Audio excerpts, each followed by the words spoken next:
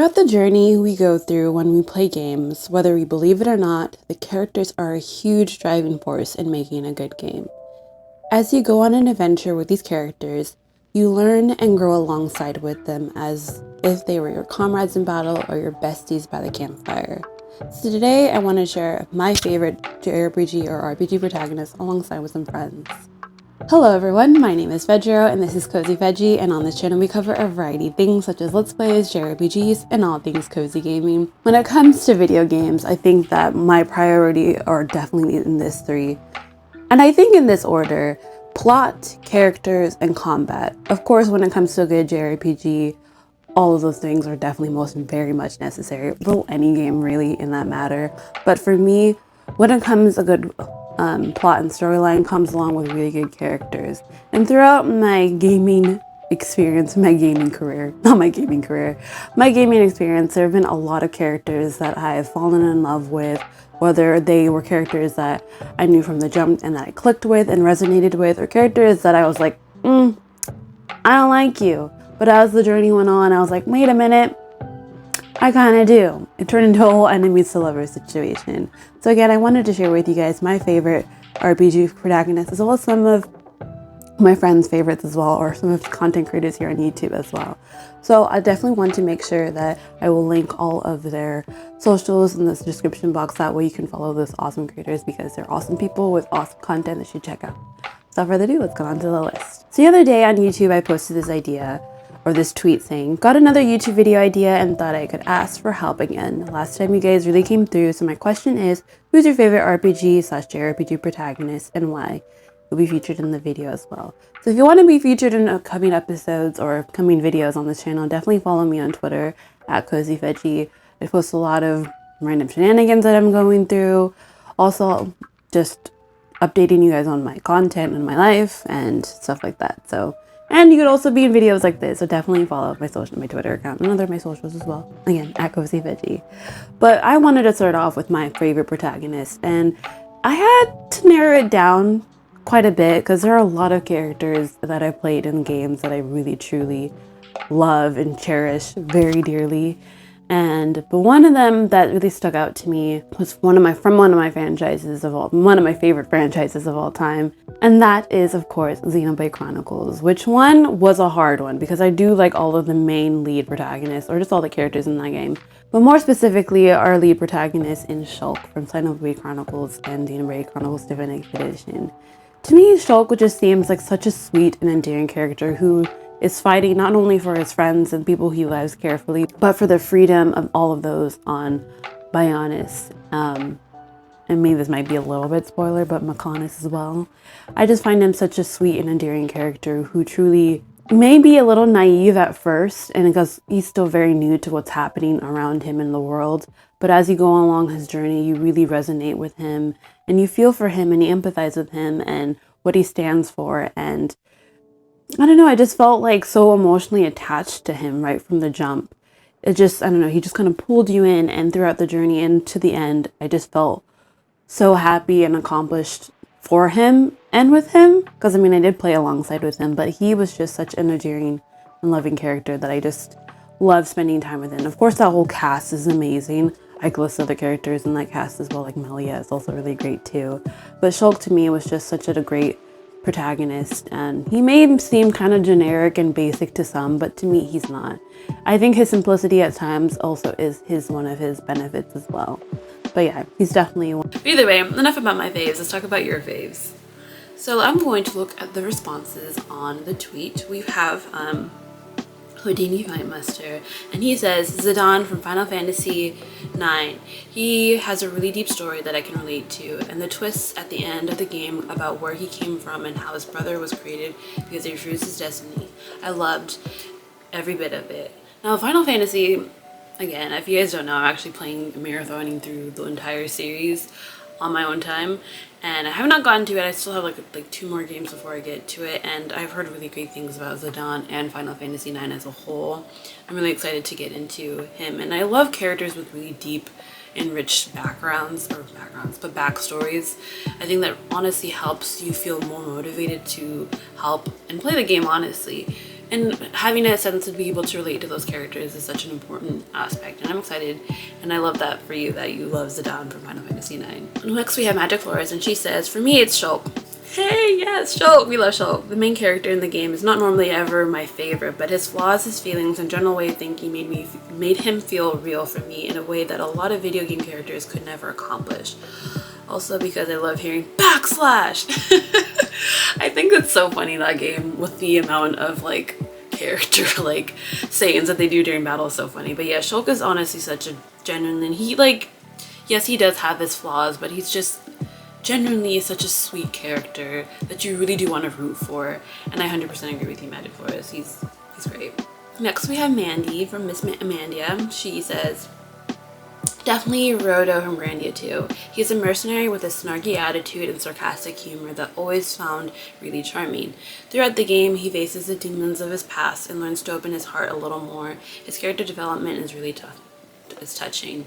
That is honestly really sweet. That's what I really love about certain RPGs, especially with JRPGs in this particular. And I feel like this is maybe a common theme, is that you really get to see the character open up, and you're not like, you get to really earn that as you play certain games, and when you go through that journey with them and you do certain quests or do certain battles, you get to open up, like you get to see the character open up and learn more and be more open, not to just characters but also to you as a player, which is also really rewarding and really beautiful to see.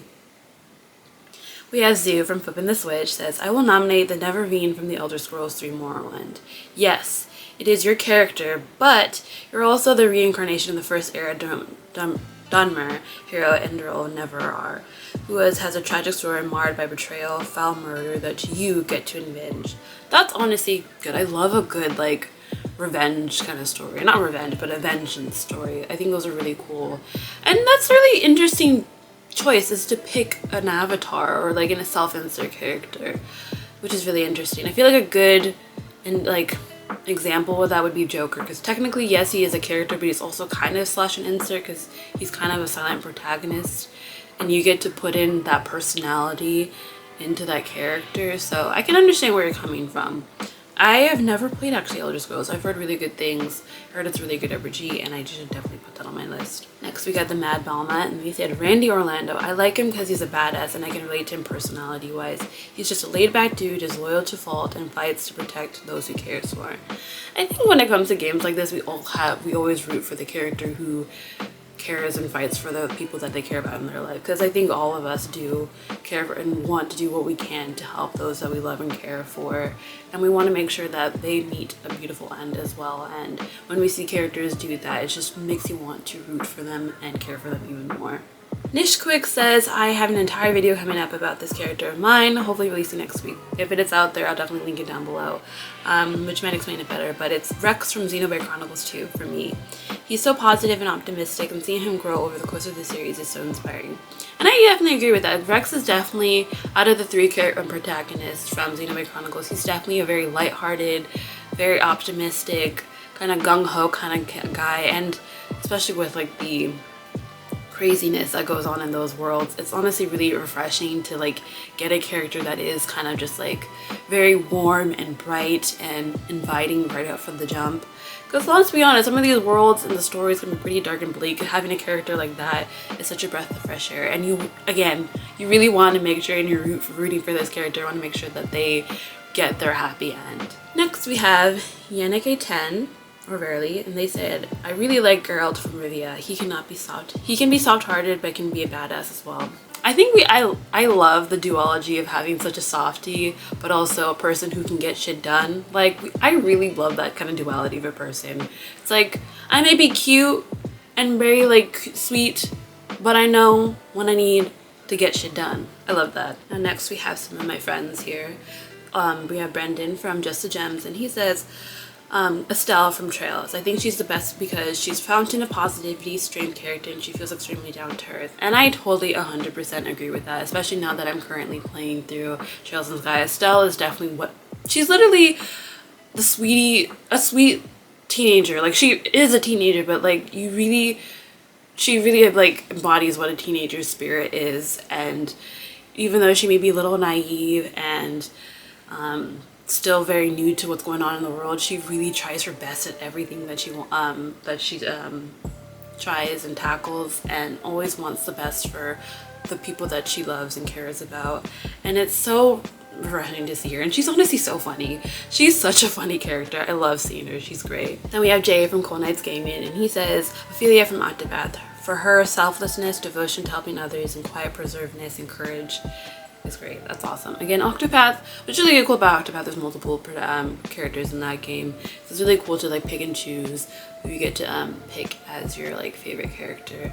And that's the thing what's great about these games, is like every one person has a different idea or take or can relatability to certain characters. Like you may not care too much for this character, and vice versa. This person may really resonate with this person, and I love that. Next we have Phil from Phil One Up Collects, and he picks Axel Lee from Kingdom Hearts because he was never intended to be more than a short-lived side character, but because he was so loved, his role was changed. A joker / cool guy with a big passionate heart who would go above and beyond for those he loves. When him and Xion and Roxas united in Kingdom 3, Number 3, I cried again. I cried. He is worth remembering because of how wonderful of a character he is. It's a series. Now, Kingdom Hearts is really interesting because I have watched like cutscenes of the game, so I'm quite familiar with the story, and I totally agree. Axel is, I love characters who are just kind of like, I guess he's kind of like a tsundere. He's kind of like cold at front, but like low-key cares about you. He's shy about it, but also wants to be there for you. Those characters are always so cute and endearing. We also got another vote for Estelle by Sai, my friend here, Recyclable Sai. I like Estelle a lot. There's only one thing that irks me about her, but it's more an anime trope. Next we have Brian, and they say Shulk from Xenoblade. Yes, another Shulk. We love to see it. His character growth is amazing throughout the whole game. I totally 100% agree with you, because at first he just, again, seems like a very naive kind of kid. I don't really know. Is he a teenager in his 20s in the game? Someone let me know. But he definitely kind of does seem kind of a little naive. But as you go through the journey with him through the game, he definitely becomes more self-assured and more aware of what he wants. And that's definitely such a beautiful thing to see. We have one of my friends, Tony, and he says Max from The Shining Force for me. He is stoic, kind, and a force for good. He also has a really cool backstory, omitted from the English scripts, definitely. Damn, I hate when that gets lost in translation.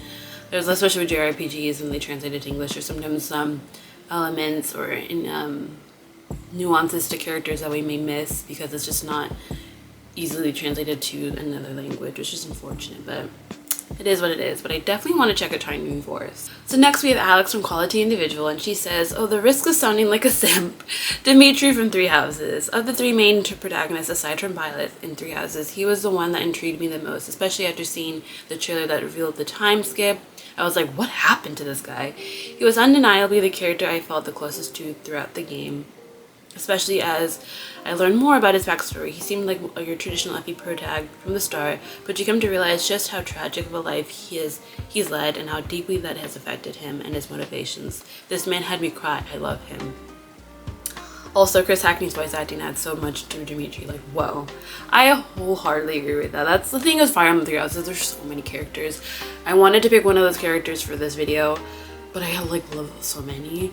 I could have like literally, I can go on a whole video about just Fire Emblem Three Houses characters alone. But as much as I love Claude, he is my baby. I love him to death. That little suave, little trickster, love him. But Dimitri's story definitely was one that like really impacted me a lot. And how brutal and so sad and dark his backstory is, and how it affected him as a character, and learning for him to watch him like go through all that and then also grow from that is just such a beautiful thing. And I feel like they really executed and wrote his character really well. So I 100% and wholeheartedly agree with you, Alex. Dimitri, he's an A+ for me. Next we have Scorpio Caesar, and he says Donna from Ys 8. I can't think of a character who is as sweet and selfless like she is. Truly one of the greatest protagonists in a JRPG I've ever played. Ys is another series I want to get into. I tried playing I think Ys Origin. I'm not gonna lie, I got my ass handed to me in that game, but again, I know that I've heard really great things about Ys in the story, and if she's just as sweet as Elvis, I cannot wait to experience and see that firsthand. Next we have Faithfulgaming, and she says, I have several, but one in particular is Link from the Legend of Zelda series because he doesn't really talk, yet he's heroic and actions speak volumes, and he will stop at nothing to save Hyrule from Ganondorf. Even with the odds against him, I've always admired, as opposed to many protagonists having plenty to say. And I totally agree with you. I think there's definitely a charm to silent or not silent or not as spoken characters, because I do agree with you, the actions do speak louder than words, and though he really does want to do what he can to protect Hyrule and again the people that he loves, and it definitely is a lot. And I think it's definitely emphasized, especially with Breath of the Wild. I haven't played Tears of the Kingdom, so I can't speak for that, but even though he doesn't say much besides grunting, but either way, I can definitely see that in his eyes and his actions alone tell me that he definitely cares about what he's doing, which is really awesome. Next we have John from Chicken Fillets, and he picks Cloud from Final Fantasy VII. Although my liking for Cloud is one of the nostalgia, as Final Fantasy VII was my gateway to JRPGs, Cloud as a character overall is amazing to me. From a visual standpoint, the spiky blonde hair, massive Buster Sword has always been a standout. He's a complex character as well, and that's another plus. Again, Cloud is definitely a character that I feel like is notorious. If you love JRPGs, how can you not love Cloud? I also have watched the cutscenes for FF7 Remake. I'm still unfamiliar with the whole story of FF7, but what I saw, Cloud is definitely gives me that very like edgy emo kids, like don't talk to me, I get shit done, I can't really have time for emotions. But I'm hoping throughout the story and throughout the game that he does evolve and becomes more of an open book.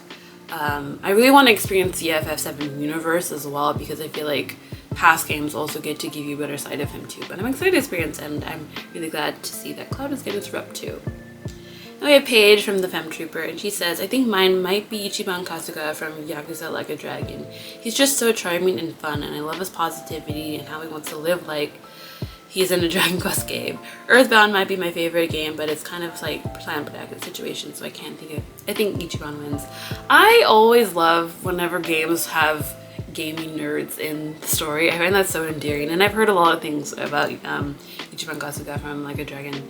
I guess I Like a Dragon. I've heard really great things about the character and overall story about that game as well. So yeah, love that.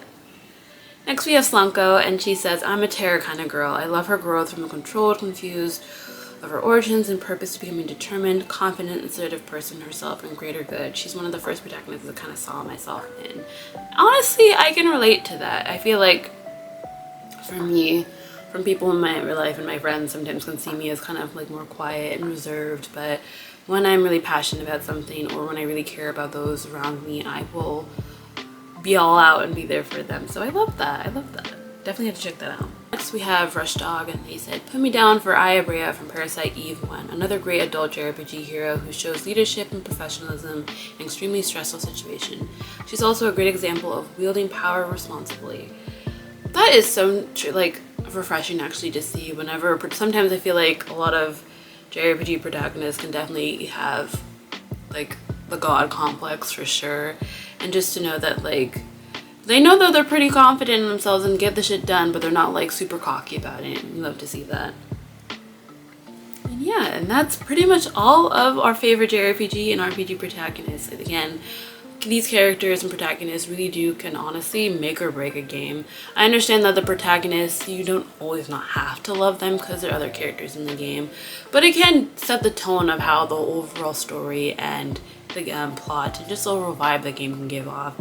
So yeah, those are all of those are all of our favorite JRPG and RPG protagonists. Definitely comment down below who is your favorite RPG and JRPG protagonist. I would love to know and engage you in that kind of discourse. Again, if you guys enjoyed this video, do not forget to hit that like and subscribe button, and don't forget to follow me on my other social media platforms such as Twitter, TikTok, and Instagram at CozyVeggie.